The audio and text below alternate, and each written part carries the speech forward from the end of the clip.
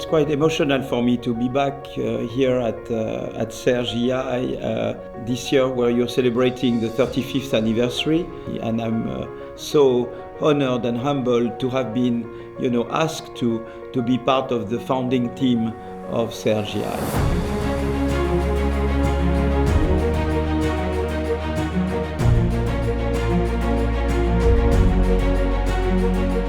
As a young researcher, I was mostly inspired by the part of Philippe's talk about how universities do not get enough funding. And some of the things that he mentioned closely relate to some of the issues that I face as a professor at the university.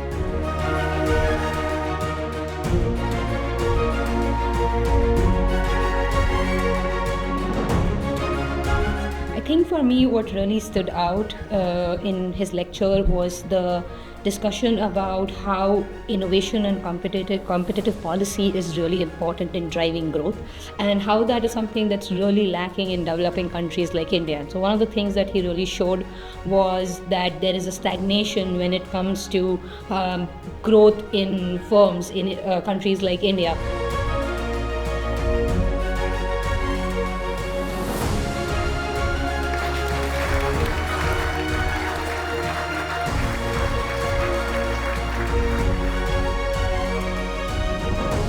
The lecture was great. You could see a great theory if you see how from few very simple equations you can generate so many insights that are important for the economies, and how this kind of goes in many directions. How rich the theory is. So Philippe is really the one who, with Peter Howitt, who founded this theory, and he's one of the greatest economists around.